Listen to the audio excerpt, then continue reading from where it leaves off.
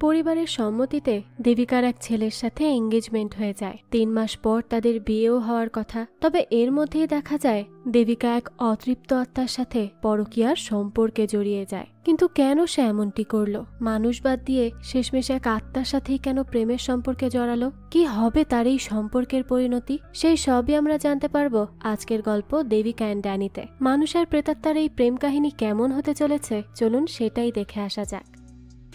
শুরুতেই আমাদের শিবা নামের একটা লোককে দেখানো হয়। সে একজনকে মারছিল আর বলছিল, তুই কিভাবে দুর্গান্নাকে ঠকালি? দুর্গান্না আমাদের গ্যাং এর লিডার, এবার বল তুই যে ড্যানি কোথায় আছে। কিন্তু সে বলে, আমি সত্যিই জানি না ড্যানি কোথায়। এখান থেকে দৃশ্য পরিবর্তন হয় আর আমরা তখন দেবিকা নামের একজনের ব্যাপারে জানতে পারি। দেবিকা বলছিল, আমার নাম দেবিকা আর এটা আমাদের গ্রাম রামাপুরাম, আর এই হলো আমাদের বাড়ি যা আমাদের পূর্বপুরুষদের হাতে নির্মিত। তো ইনি হলেন আমার বাবা স্বামী নন্দন। তিনি ভারতীয় রেলওয়ের একজন কর্মচারী। তো দেখা যায় নন্দন কলে বলছে যে দিদি, দেবিকার এঙ্গেজমেন্টের ডেট 22 তারিখে পড়েছে আর বরের দাবি দেওয়া তেমন কিছুই নেই। কিছু ফালতু জিনিস চেয়েছে, আর আজকাল সব জিনিসপত্রই তো ফ্যাশন হয়েছে, তাই না?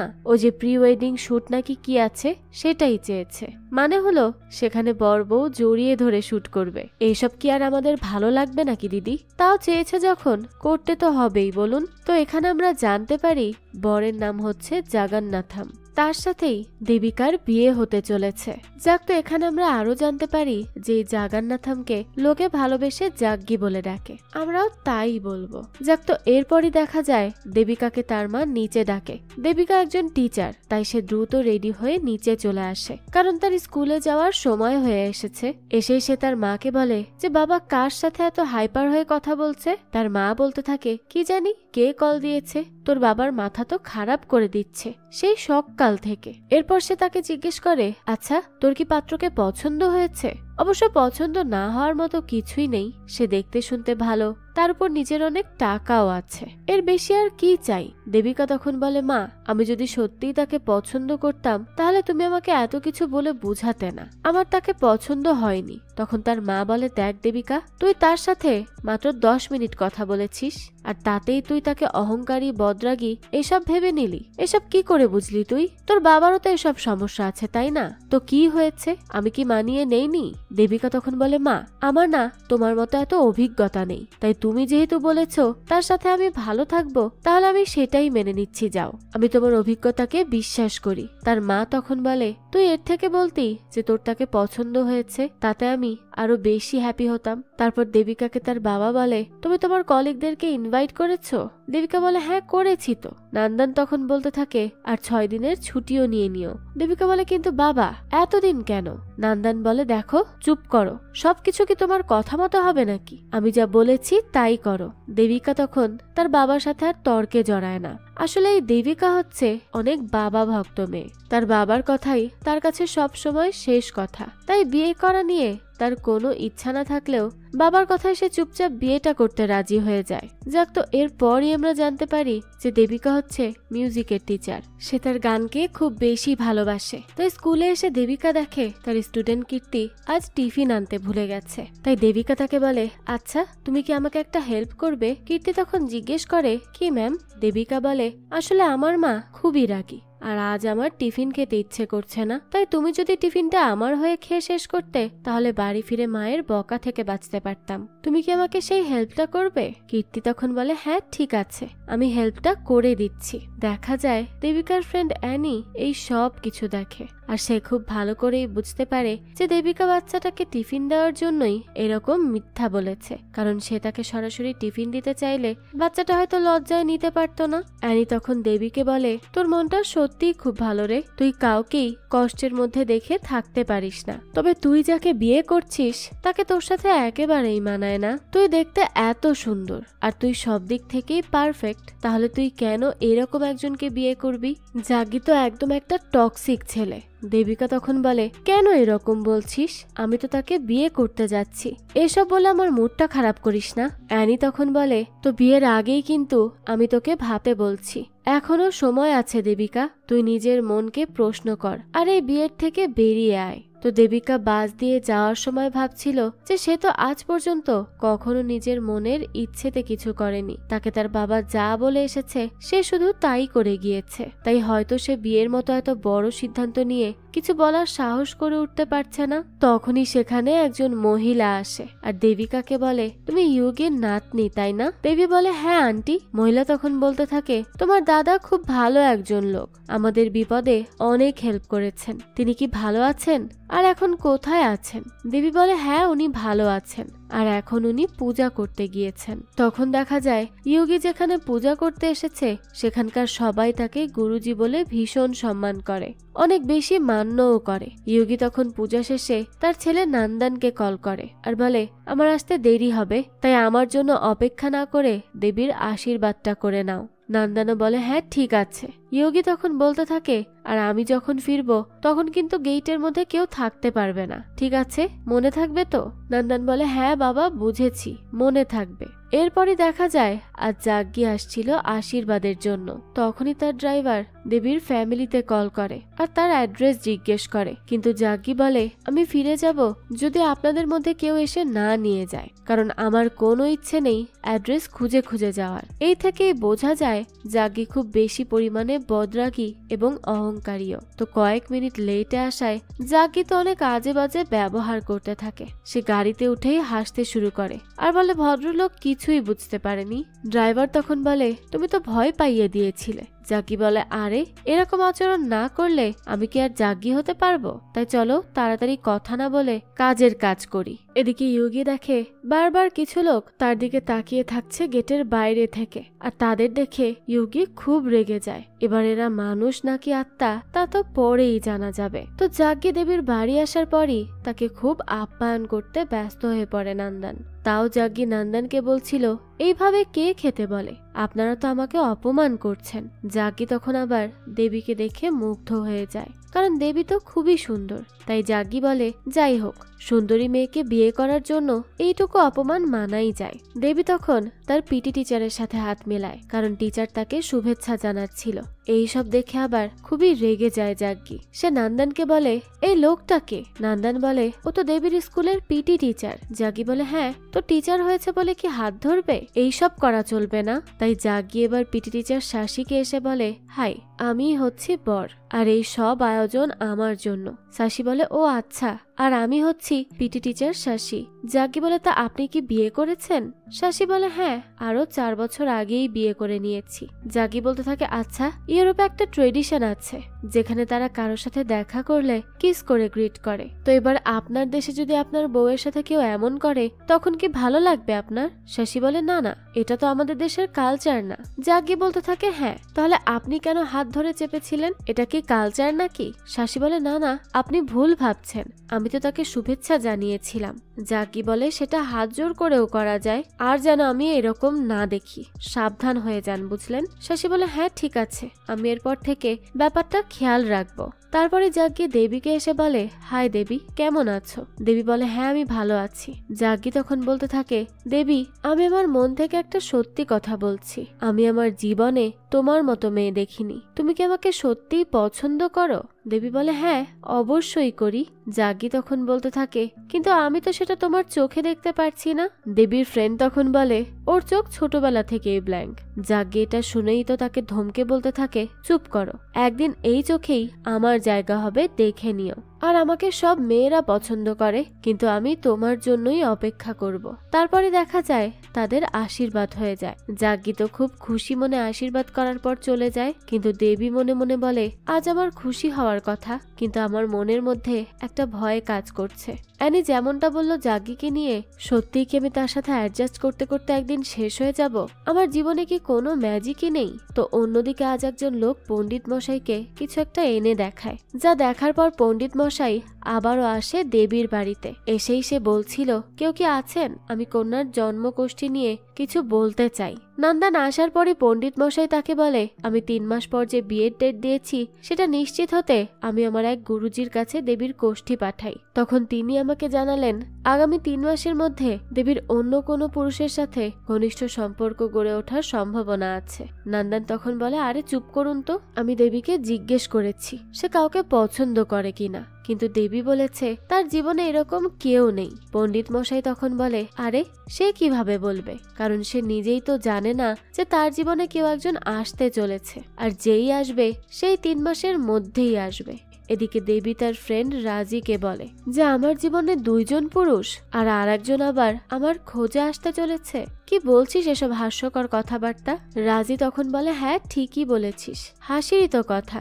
দেবী তখন আবহাওয়া দেখে বলে, রাজি দেখ কত সুন্দর বাতাস বইছে, আমি চাই খুব করে বৃষ্টি আসুক। রাজি তখন বলে, হ্যাঁ তোর কথাই তো রোদের মধ্যে বৃষ্টি আসবে, চল বাড়ি চাই। তবে তখনই দেখা যায় সত্যি সত্যি বৃষ্টি এসে পড়ে, তাও এত রোদের মাঝেই।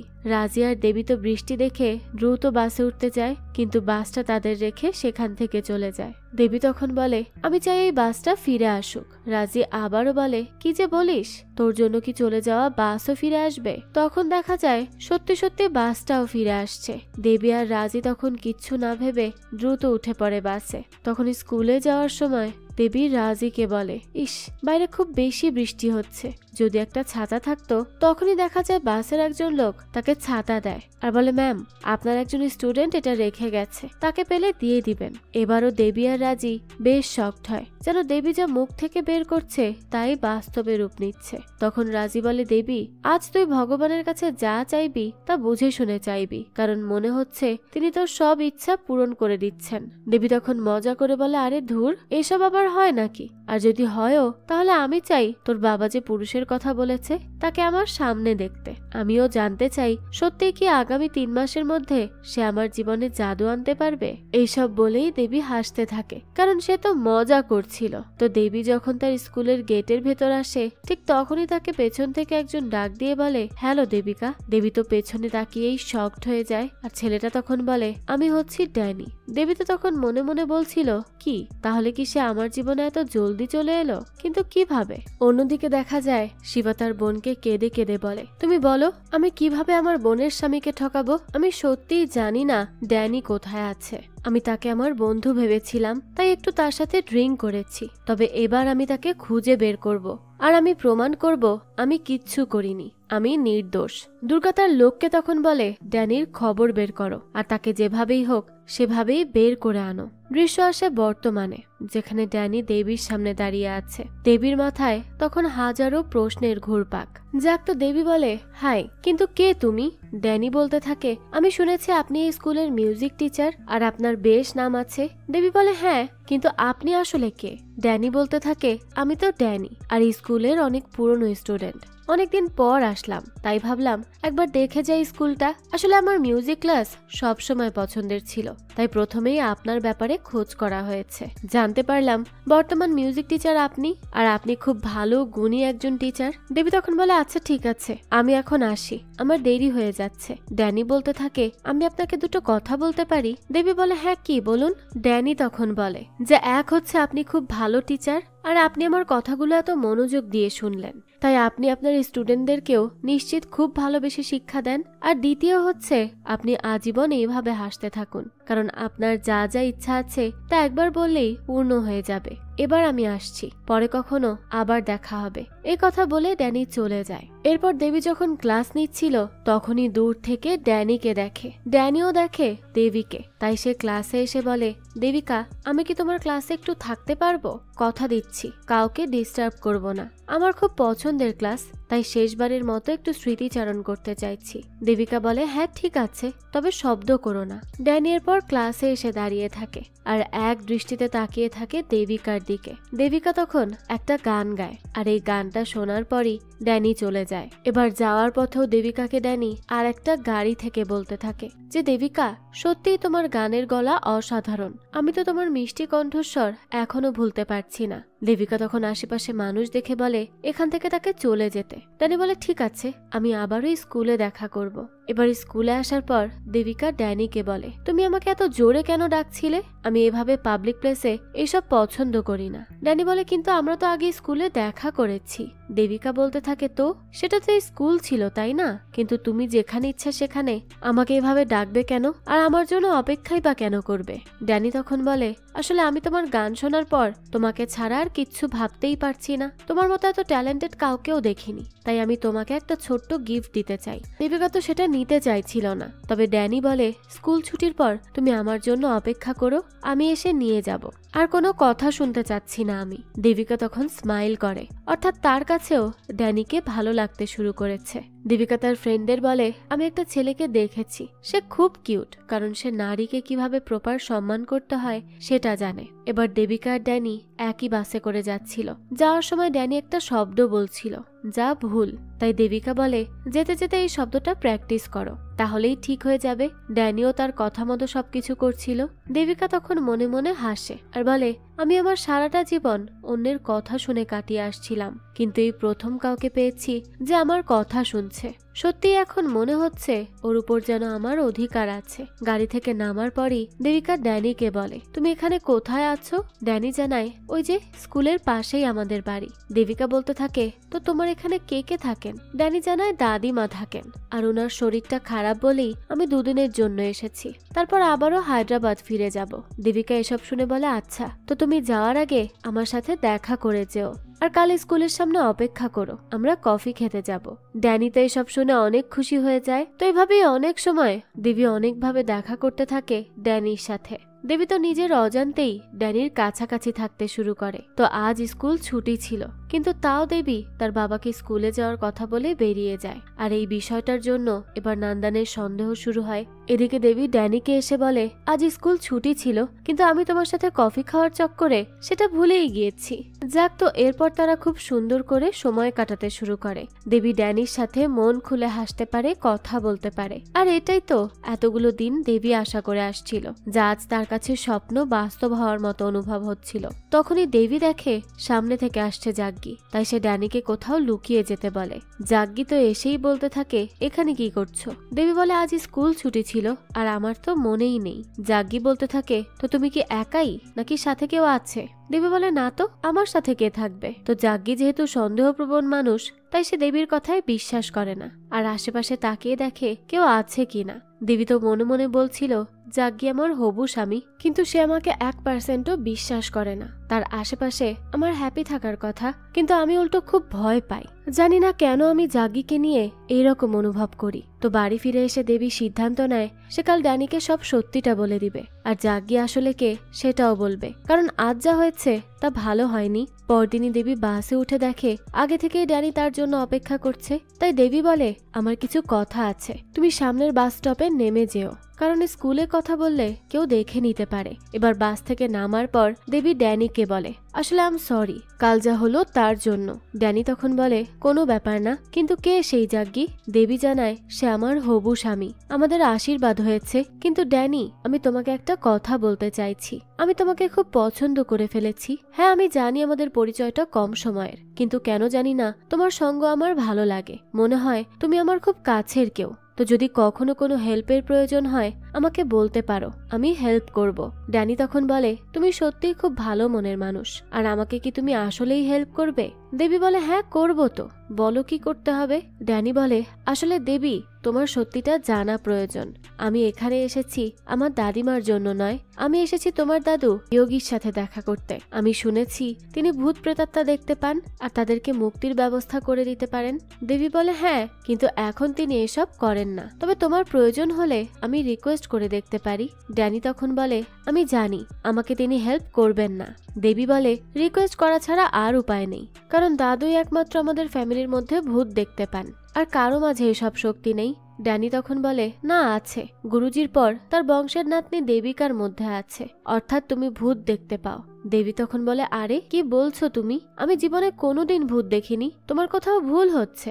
ড্যানি তখন বলে, না, তুমি সত্যি আত্মা দেখতে পাও, আমি নিশ্চিত। দেবী এসব শুনে বলতে থাকে, তুমি কিভাবে নিশ্চিত হচ্ছ? ড্যানি তখন বলে, কারণ আমি মারা গিয়েছি, তাও তুমি আমাকে দেখতে পারছো। দেবী এটা শুনে বলে, কি বলছো এসব? ড্যানি তখন একটা ট্রাকের সামনে গিয়ে দাঁড়িয়ে পড়ে। দেবী বলতে থাকে, ড্যানি এসব কি মজা হচ্ছে, সরে দাঁড়াও বলছি। কিন্তু ড্যানি সরে না, আর দেবী তো চিৎকার করে ওঠে। তবে সে চোখ খুলে দেখে ড্যানির কিছুই হয়নি। ড্যানি তখন বলে, হ্যাঁ দেবিকা, আমি মারা গিয়েছি, আমি একটা আত্মা। দেখা যায় ড্যানিকে কেউ চাকু দিয়ে মেরে ফেলেছে কোনো একটা কারণে, আর বর্তমানে আমরা যাকে দেখছি সে ড্যানির আত্মা। আসলে ইয়োগিও ভূত দেখতে পারত, আর সে তাদেরকে একসময় হেল্পও করত, কিন্তু সেটা তার ফ্যামিলিতে খারাপ প্রভাব ফেলতে শুরু করে। তাই সেই সব ছেড়ে দেওয়ার সিদ্ধান্ত নেয়। মানুষ ইয়োগির এই শক্তিকে ঈশ্বরের উপহার ভাবত, কিন্তু ইয়োগি এটাকে নিজের উপর অভিশাপের মতো ভাবত। এবার প্রশ্ন থেকে যায়, ড্যানি কি তবে অশুভ আত্মা? সেটাই আমরা গল্পের মধ্যে ধীরে ধীরে জানতে পারবো। তো এবার জাগ্গি স্কুলে এসে লুকিয়ে কান পেতে থাকে দেবীর কথা শোনার জন্য। সে জানতে চাইছিল তার অবর্তমানে দেবী কি কি কথা বলে তার নামে। তখনই সেখানে অ্যানি দেবীকে একজন গায়কের ব্যাপারে বলছিল। জাগ্গি এটা শুনে বাইরে এসে বলে, দেবী, আমি বলেছিলাম এই অসভ্য মেয়ের সাথে বন্ধুত্ব শেষ করতে, দেখলে তো সে কি সব কথা বলে। আমি তোমার হবু স্বামী থাকার পরেও পরপুরুষের কথা বলছে। অ্যানি বলে, জাগ্গি, সে তো একজন গায়ক, আমি তার গানের কথা বলছিলাম। জাগ্গি বলে, তো তাতে কি হয়েছে যে সে গায়ক? আমার বউ শুধু আমার কথা শুনবে আর আমাকে নিয়ে কথা বলবে, অন্য কাউকে নিয়ে নয়। তো এরপর দেবী বাইরে আসার পর জাগ্গি বলে, তোমার কি কোনো বুদ্ধি শুদ্ধি নেই নাকি? আমার বলার পরও ওই মেয়ের সাথে কথা বলছো। আর যেন আমি না দেখি এসব, কারণ তোমার এই বান্ধবীকে আমার একদম পছন্দ নয়। তো এবার বাড়িতে ফিরে দেবীর তো মাথাই খারাপ হয়ে যায়। রাজিকে সে এই ব্যাপারে সবটা বলে। তখন রাজি বলে, তোর কিছু হয়নি তো? দেবী বলে, না, আমার কিছু হয়নি, কিন্তু আমি তাকে অনেক বকে এসেছি। এবার দেখা যায় ড্যানি দেবীকে বলে, আমি এতদিন তোমার পেছনে ছিলাম এই সত্যটা বলবো বলে। দেবী বলে, তাহলে তুমি আমাকে ঠকিয়েছিলে, তাই তো?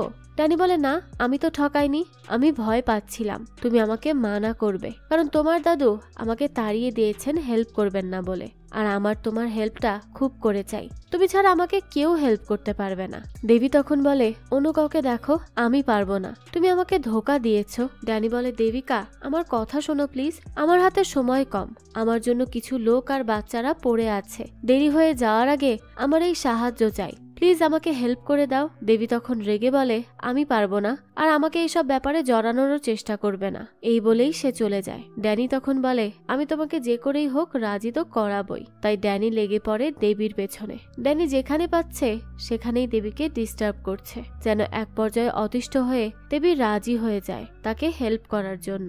দেবী বলে, আমি জানি তুমি এইসব করছো আমাকে রাজি করাতে, কিন্তু আমি একবার বোকা হলেও দ্বিতীয়বার হব না। ড্যানি তো তাও চালিয়ে যায় তার এই কনভিন্স করার মিশন। স্কুলে শান্তিতে দেবী ক্লাসও নিতে পারছিল না ড্যানির যন্ত্রণায়, কোথাও বসতেও পারছিল না তার জন্য। কলিগরা ফ্রেন্ডরা দেবীকে জিজ্ঞেস করছিল যে কেন সে রেগে আছে, কিন্তু দেবী তো চাইলেও এসব কথা বলতে পারবে না, তাই আরো বেশি বেশি তার রাগ হচ্ছিল। এইসব কথাগুলো রাজিকে দেবী জানায়। রাজি বলে, এখন সে কোথায় আছে? দেবী বলতে থাকে, সে তো পাশেই আছে, এই রুমে। রাজি বলে, দেবী ভয় দেখাস না প্লিজ, আর দাদু আজ এই ভূতদের তাড়ানোর জন্য পূজা রেখেছেন, চিন্তা করিস না, এরপর থেকে তুই আর এসব দেখতে পাবি না। ড্যানি তো আকুতি মিনতি করে দেবীকে বলে যে, দেবী প্লিজ বোঝার চেষ্টা করো, আমার উপর অনেকগুলো মানুষ ভরসা করে আছে, অনেকগুলো মানুষের জীবনের প্রশ্ন, তুমি আমাকে প্লিজ হেল্প করো, আমাকে কি সত্যি আর এই পূজার পর দেখতে পারবে না? দেবী, আমার কথাটা একবার ভেবে দেখো। দেবী তখন প্রথমবারের মতো ড্যানির যন্ত্রণায় নিজেও ব্যথা অনুভব করছিল, কিন্তু সে কোনো উত্তর খুঁজে না পেয়ে সরি বলে পূজায় বসতে আসে, আর বাইরে দেখতে থাকে ড্যানিকে। ড্যানি পুজোর সাথে সাথে ভ্যানিশ হতে শুরু করে, আর সে কল্পনা করছিল একজন মহিলার কাছে তার দেওয়া ওয়াদার কথা। সে বলেছিল ওই মহিলার জমি 1 মাসের মধ্যেই তার হাতে ফিরিয়ে দিবে, কিন্তু সে তো তার ওয়াদার কিছুই রক্ষা করতে পারল না। এই দুঃখের সাথে ড্যানি বাতাসের সাথেই হারিয়ে যায়। এদিকে যোগী পূজা শেষ করে দেবীর হাতে একটা তাবিজ বেঁধে দেয়। দেয় আর বলে এটা বিয়ে হওয়ার আগ পর্যন্ত খুলবে না। আমি বদ্রীনাথ যাচ্ছি, ফিরে আসার আগ পর্যন্ত সাবধানে এটা রাখবে, খবরদার ভুলেও খুলবে না। এবার কিছুক্ষণ পরই ইউগি তার গন্তব্যের উদ্দেশ্যে রওনা দিয়ে দেয়। দেবীর মন তো খুব খারাপ ছিল, কারণ সে ড্যানির কান্না ভরা চোখগুলো ভুলতে পারছে না। দেবীর খুব বেশি আফসোস হচ্ছে যে কেন সে তাকে হেল্প করলো না। রাজি বলে, কেন এখনো তুই আপসেট হয়ে আছিস? কি হয়েছে? তুই এই ড্যানির কথা কেন মনে করছিস? দেবী বলতে থাকে, আমার খুব অপরাধী মনে হচ্ছে নিজেকে, আমি তাকে সাহায্য করলাম না কেন, এটাই মনে হচ্ছে। রাজি তখন বলে, সে কি এমন সাহায্য চাইছিল? তোর থেকে সে কি চায়? এবারই দৃশ্য চলে যায় ফ্ল্যাশব্যাকে। দেবীকে ড্যানি বলে, আমার মা বাবা কেউ ছিল না, আমাকে আমার দাদি একটু বড় করেন, কিন্তু পরে দাদি মারা যাওয়াতে আমি একেবারে একা হয়ে যাই। গ্রামে কেউ ছিল না আমার আপন বলতে, তাই একদিন একটা হায়দ্রাবাদের গাড়ি ধরে উঠে পড়ি। সেখানে গিয়ে রাস্তায় রাস্তায় এতিম হয়ে ঘুরছিলাম। আমাকে কেউ এক মুঠো ভাতও দেয়নি খাওয়ার জন্য, উল্টো যার হাতে পারছিলাম তার হাতেই মার খাচ্ছিলাম। ছোট্ট একটা জীবনে এত কষ্ট আর সহ্য হচ্ছিল না, তাই আত্মহনন করার কথা ভাবি, মরেই যাচ্ছিলাম। তবে তখন আমার জীবন বাঁচায় দুর্গা। সে আমাকে তার ফ্যামিলিতে নিয়ে আসে আর তার গ্যাংয়ের অংশ হিসেবে আমাকে বড় করে। আমাকে বন্দুক চালানো শেখায়, চাঁদাবাজি থেকে শুরু করে মারপিট সব শেখায়। বিভিন্ন রকমের জমি সে পছন্দ করত, আর সেগুলো মানুষ বিক্রি করতে না চাইলেও জোর করে সেগুলো বিক্রি করতে বাধ্য করতাম আমরা। এভাবেই একদিন আমার দ্বারা একটা ভুল হয়, যা খুব মারাত্মক ভুল। দুর্গার পছন্দ হয় গায়ত্রী মায়ের অনাথ আশ্রম। গায়ত্রী মা তার সব সম্পত্তি অনাথ বাচ্চাদের মানুষ করার পেছনেই লাগিয়ে দিচ্ছিল। সে অনেক বড় একটা জমিতে তার অনাথ আশ্রম প্রতিষ্ঠা করে। সেখানে বাচ্চাগুলোকে নিজের মায়ের মতো আদর যত্নে বড় করছিল সে। ঠিক যে আদরটা একসময় আমি পাইনি, সেরকম আদর এই অনাথ শিশুরা পাচ্ছিল। তো দুর্গা একদিন এসে ড্যানিকে বলে, বুঝলি ড্যানি, আমার এই জায়গাটা খুব পছন্দ, অনেক বড় জমি, তুই কি আমার জন্য এটা এনে দিবি? ড্যানি বলে, ভাই তুমি আমাকে ইশারা করলে আমি রাজি হয়ে যাব। সেই জায়গায় তুমি মুখ ফুটে কিছু বলেছ আর আমি করব না? তুমি চিল করো তো, আমি জমি এনে হাজির করছি। এবার গায়ত্রীর অনাথ আশ্রমে একজন লোক এসে পানি চায়। গায়ত্রী সরল মনে তাকে পানিও দেয় আর সাথে খাবারও দেয়। লোকটা বিশ্রাম করতে চাইলে গায়ত্রী সেটাও করার সুযোগ দেয়, কিন্তু বিশ্রাম শেষে লোকটার গলার স্বর বদলে যায়। সে বলতে থাকে, আমার এই জায়গাটা পছন্দ হয়েছে, তাই আমি ছাড়বো না, আমি এখানেই থাকবো, আর তুমি বেরিয়ে যাও। গায়ত্রী বলে, কি বললে? আমি আমার বাড়ি থেকে কেন বেরিয়ে যাব? আমি এখনই কল করছি পুলিশকে। লোকটা তখন মোবাইল ফেলে বলে, লাভ নেই, এই দলিলে সাইন করো আর বেরিয়ে যাও বাচ্চাদের নিয়ে। গায়ত্রী তখন তার প্রতিবেশীর কাছে হেল্প চায়, কিন্তু দুর্গার লোকেরা এসে তাদের ভয় দেখিয়ে ভাগিয়ে দেয়। কিছুক্ষণ পরই সেখানে ড্যানি আসে, আর সে দেখে এখানে তো তার মতো এই অনাথ বাচ্চাদের বসবাস, আর গায়ত্রী তো মায়ের মতো করে সেই বাচ্চাগুলোকে বড় করছে। যা দেখার সাথে সাথেই ড্যানির খারাপ লাগতে শুরু করে। তার নিজের ছোটবেলার কথা মনে পড়তে থাকে। দুর্গার লোকেরা নানা ভাবে টর্চার শুরু করে, বাড়ি ছেড়ে যাওয়ার জন্য বলতে থাকে। গায়ত্রী তো পুলিশের কাছেও যায়, উকিলেরও কাছে যায়, কিন্তু কিছুতেই কোনো লাভ হচ্ছিল না, কারণ আইন তো বিক্রি হয়ে গেছে ওই দুর্গার টাকার কাছে। অসহায়ের মতো গায়ত্রী তখন তার বাচ্চাদেরকে আগলে রাখার আপ্রাণ চেষ্টা করে যায়। এই সব কিছু দেখে আর সহ্য করতে পারছিল না ড্যানি, তাই সে এই ব্যাপারে অনেক আশা করে দুর্গাকে জানায়। ড্যানি ভেবেছিল দুর্গা হয়তো তার কথা শুনবে, কিন্তু না, দুর্গা তো এসেও গায়ত্রীকে হুমকি দিয়ে যায় সাইন করার জন্য। ড্যানি তখন শিবাকে বলে, আমার কাছে খুব খারাপ লাগছে এসব, খুব বেশি অপরাধী ফিল হচ্ছে নিজেকে, ভাইকে বুঝিয়ে বল না প্লিজ, আমরা যেন এসব ছেড়ে যেতে পারি, কারণ সত্যি এটা অবিচার হয়ে যাচ্ছে, এতগুলো বাচ্চার জীবনের প্রশ্ন। শিবা বলে, আমি এখানে কি করব বলতো? তুই তো জানিস আমার বোনের স্বামী কতটা বদরাগী, সে যা একবার বলে তাই করে। ড্যানি তখন বলে, তাহলে আর কি করব আমি? শিবা বলে, এক কাজ কর, তুই মহিলাকে বল সাইন করে টাকা নিতে, আর পরে আমি দিদির সাথে কথা বলে জামাইবাবুর রাগ শান্ত করব, এরপরে ওনার জমিটা আবারও ফিরিয়ে দিব। ড্যানি বলে, এটা এত সহজে হবে না রে। শিবা বলতে থাকে, আমরা তো আগেও এসব করেছি, আর এছাড়া উপায় নেই, তুই আমাকে বিশ্বাস কর, জমি ফেরত পাবি। ড্যানি বলে, ঠিক আছে, আমি তোকে বিশ্বাস করছি শিবা। এবার ড্যানি এসে গায়ত্রীকে বলে যে, আমি আগে জানতাম না আসলে আপনি কি করেন, কিন্তু আপনাকে দেখার পর আমার খুব খারাপ লাগছে, কারণ আমার দাদিমাও আপনার মতো ছিলেন, তাই আমি আপনাকে কথা দিচ্ছি আপনার জমি আমি ফিরিয়ে আনবো, একবার সাইন করে দিন, বাকিটা আমি দেখে নিব। গায়ত্রী তখন বলে, আমি দুর্গাকে ভয় পেয়ে সাইন করছি এমন না, বরং আমি বাচ্চাদের ভবিষ্যতের জন্য তোমার উপর বিশ্বাস করছি। ড্যানিও তখন বলে, আমাকে বিশ্বাস করে থাকুন, আমি কথা দিচ্ছি এই জমি আমি ফিরিয়ে আনবই। তো ড্যানি তখন দেবীকে বলে, আমি জানতাম না যে আসলে গায়ত্রী মা টাকাও পাবেন না আর জমিটাও হারাবেন। বর্তমানে দেবী এই সব কথা রাজিকে জানায় আর বলে, আমার ওই বাচ্চাগুলোর জন্য খুব খারাপ লাগছে, আমার তাকে হেল্প করা উচিত ছিল, কিন্তু আমি করতে পারলাম না। রাজি বলে, এখন আমরা কি করব? দেবী বলতে থাকে, আমি সিদ্ধান্ত নিয়েছি হেল্প করার, এবার পরিণাম যাই হোক আমি দেখে নিব। এই যে ড্যানি, তুমি আমার কাছে হেল্প চাইছিলে আর আমাকে বিশ্বাস করেছিলে, তাই আমি এবার তোমাকে হেল্প করতে প্রস্তুত। আমি কথা দিচ্ছি যাই হয়ে যাক না কেন তুমি তোমার ন্যায় বিচার পাবেই পাবে। তো তুমি ফিরে এসে আমাকে খুঁজে নাও। এই কথা বলে দেবী তার হাত থেকে সেই তাবিজটা খুলে ফেলে দেয়। কিন্তু কথা হচ্ছে, যখন দেবী তাকে হেল্প করার জন্য রেডি হলো, তখন যার হেল্প দরকার তাকেই সে হারিয়ে ফেলল। দেবী নিজের স্বপ্নে প্রথম একটা ঝাপসা দাড়িওয়ালা ছেলেকে দেখে, কিন্তু কে ছিল সেটা তা দেবী জানে না। তো এবার প্রতিদিন দেবী চেয়ে চেয়ে দেখত যে ড্যানি আসলো কিনা। সে রাস্তায়, বাসে, স্কুলে এবং ক্লাসেও ড্যানির আসার অপেক্ষায় থাকতো। অবশেষে একদিন ড্যানি ক্লাসে এসে গান গায় আর বলে, তোমাকে অনেক অনেক ধন্যবাদ আমার উপর এত মেহেরবান হওয়ার জন্য। এবার বাইরে ড্যানি আর দেবী কথা বলে। ড্যানি বলে যে তার জন্য তাকে যেভাবেই হোক হায়দ্রাবাদ যেতে হবে। দেবী তখন বলতে থাকে, অসম্ভব, এটা করা যাবে না, কারণ আমার পরিবার কোনো কারণ ছাড়া এতদূর আমাকে যেতেই দিবে না। দেবী পরে রাজিকে জিজ্ঞেস করে যে সে কিভাবে হায়দ্রাবাদ যেতে পারে। রাজি তখন বলে, তোর কোনো বন্ধু বা স্কুলের কোনো ইভেন্ট প্রোগ্রাম আছে, এরকম কিছু বলবি, এরকম কিছু আছে নাকি? দেবী তখন বলে, বন্ধু তো নেই, কিন্তু আমার স্টুডেন্ট পিঙ্কির হায়দ্রাবাদে একটা অডিশন আছে গানের, তো এই আইডিয়াই ভালো হবে, চলো আমরা তাহলে পিঙ্কির বাড়ি যাই। এবার তারা পিঙ্কির বাড়ি আসে তার আঙ্কেল শুভুর সাথে কথা বলতে। শুভু দরজা খুলে দেখে দেবীকে। তাকে দেখেই সে বলতে থাকে, আরে আপনি তো পিঙ্কির টিচার, আমি প্রায় আপনাকে দেখেছি, আপনি তার প্রিয় টিচার। দেবী বলে, পিঙ্কিও আমার প্রিয় স্টুডেন্ট, আমরা এসেছি তার ব্যাপারে কিছু কথা বলতে। শুভ তখন বলে, হ্যাঁ নিশ্চয়ই, ভেতরে আসুন।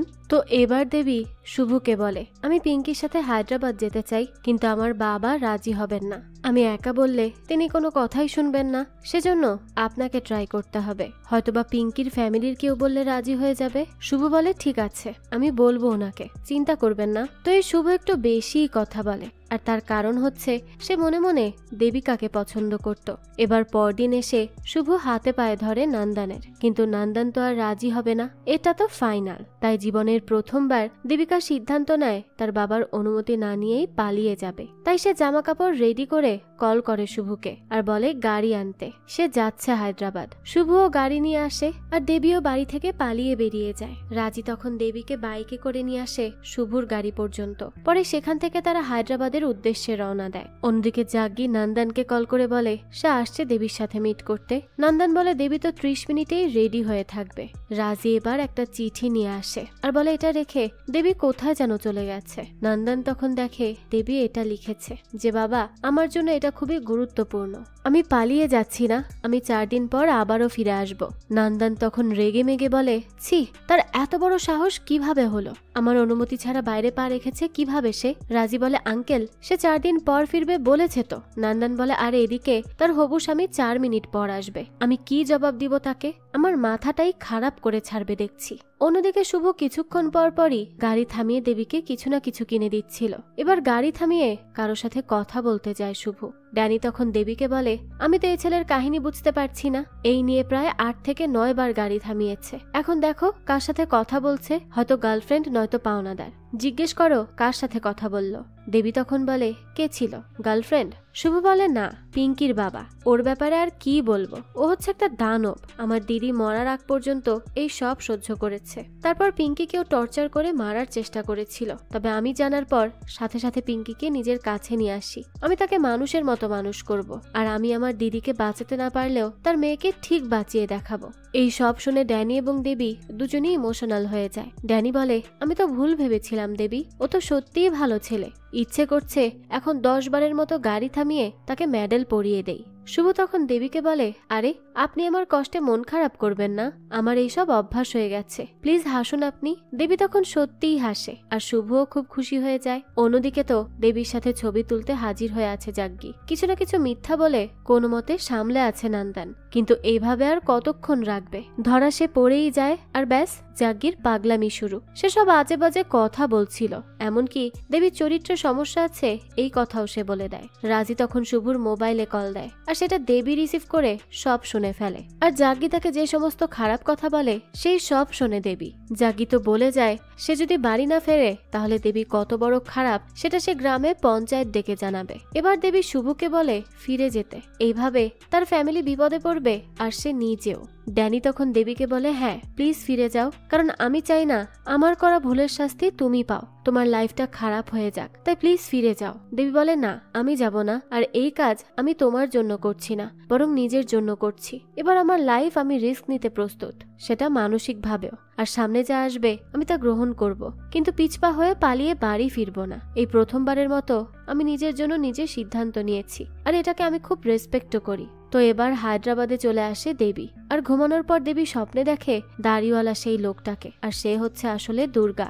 যদিও এটা যে দুর্গা দেবী সেটা জানে না, কারণ সে আগে কখনো তাকে দেখেনি। তো দেবী দেখে দুর্গা তার মাথায় আঘাত করেছে আর মাটিতে দেবী রক্তাক্ত অবস্থায় পড়ে আছে। দেবী তো এই স্বপ্ন দেখে ভয়ে ঘুম থেকে উঠে পড়ে আর ভাবতে থাকে এটা কেন দেখলো সে, আর এর পেছনের কারণটা কি। এবার এক রাতে দেবী আর শুভ আসে একটা ব্যাগ নিতে মাটির নিচ থেকে, যেটা রেখেছিল শিবা। তো দেবী সেটা নিতে সক্ষম হয় আর সেখান থেকে পালিয়েও যায় ড্যানির হেল্পে। পালিয়ে এমন একজনের বাড়ি আসে যেখানে আবার তাকে খুঁজে জাগ্গি পৌঁছে যায়। ড্যানি তো আগে দেখে দেবীকে জানায়, তাই দেবী সেখান থেকেও পালাতে পারে। পরদিনই দেবীকে নিয়ে ড্যানি আসে দুর্গাকে দেখতে। ড্যানি বলে, এই শিবাই আমাকে খুন করেছে বন্ধুত্বের নামে, আর আমি স্বপ্নে দেখেছিলাম মারা যাওয়ার আগে যে আমি খুন হব, কিন্তু আমি সেটা পাত্তা দেইনি, তবে যা স্বপ্নে দেখেছি তাই সত্যি হয়। দেবী তখন দেখে সেখানেই ওই দাড়িওয়ালা লোকটা আছে, অর্থাৎ দুর্গা। দুর্গাকে দেখে দেবী ভয় পেয়ে যায়, কারণ এই দুর্গাই তাকে স্বপ্নে মেরেছে। ড্যানি তখন বলে, আমার জন্য কাজটা করার আগে আরো একবার ভেবে নাও, কারণ তুমি আমার জন্য অনেক করেছো। দেবী বলে, আমি রেডি করব সব, তার আগে একটা কল করে নেই। দেবী তখন রাজিকে কল করে। জাগিও তখন বলে লাউড স্পিকার দিতে। দেবী বলতে থাকে, রাজি আমি মাকে মিস করছি, আর বাবাকে বলিস আমি খুব লজ্জিত। রাজি তখন বলে, তুই কোথায় আছিস? দেবী বলতে থাকে, আমি ড্যানির সাথে হায়দ্রাবাদে আছি। জাগি তখন বলে, কি ড্যানিটাকে? দেবী বুঝতে পারে জাগ্গি শুনছে, তাই সে কল রেখে মোবাইলই অফ করে দেয়। জাগ্গি তখন রাজিকে বলে, এই ড্যানিটা আবার কে? রাজি তখন বলে, ড্যানি তো শুভদার নিকনেম। এদিকে দেবী শুভকে একটা স্ক্রিপ্ট দেয় আর বলে, আমাকে বিশ্বাস করো, আমি এই কাজ কারো হেল্প করব বলেই করছি। তুমি ড্যানি সেজে এই কথাগুলো হেমাকে বলবে।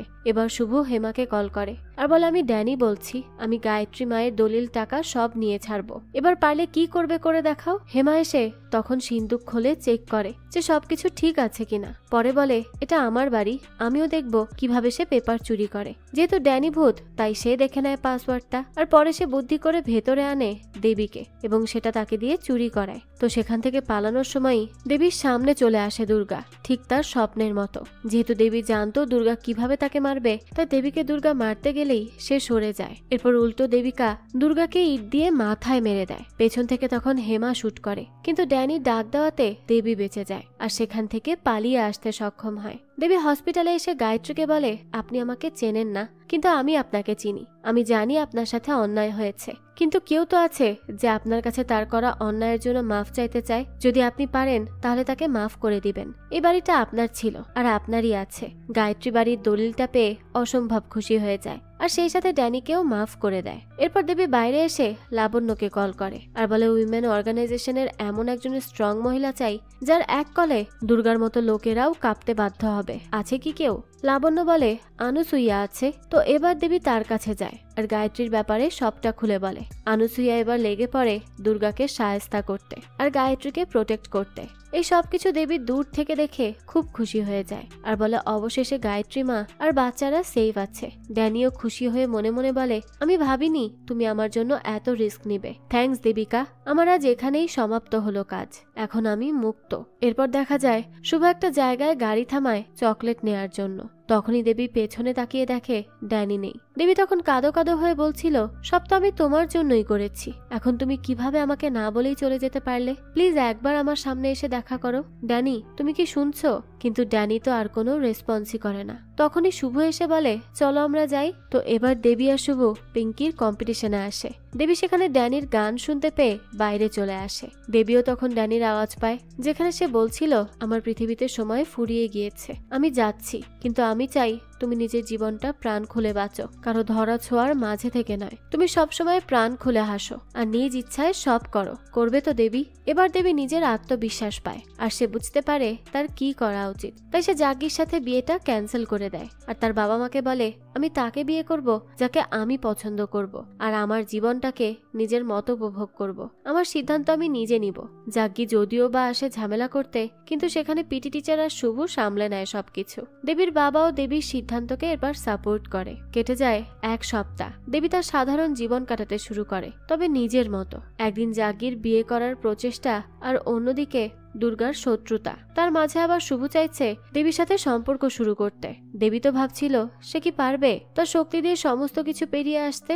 আর এই প্রশ্নের সাথে সাথে এই গল্পটাও এখানেই শেষ হয়। এরপর কি হতে চলেছে তা তো আমরা এর পরবর্তী সিজন আসলেই জানতে পারবো, আর সেটা যখনই আসবে তা আমি আপনাদের জন্য এক্সপ্লেইন করার চেষ্টা করব। যাক, এই তো ছিল আজকের গল্প। এই গল্পটা আপনাদের কাছে কেমন লেগেছে সেটা অবশ্যই আমাদেরকে কমেন্ট করে জানাবেন। যদি এতটুকু ভালো লেগে থাকে তাহলে একটি লাইক দিয়ে যাবেন। আর হ্যাঁ, আমাদের চ্যানেলের সকল ভিডিওর আপডেট পেতে জয়েন করতে পারেন আমাদের হোয়াটসঅ্যাপ চ্যানেলে, লিংক ডেসক্রিপশন বক্সেই দেয়া আছে। আজকে তাহলে এই পর্যন্তই, আবারও হাজির হব নতুন কোনো ভিডিও নিয়ে। সেই পর্যন্ত সবাই ভালো থাকবেন আর আমাদের চ্যানেলের সাথেই থাকবেন। ধন্যবাদ।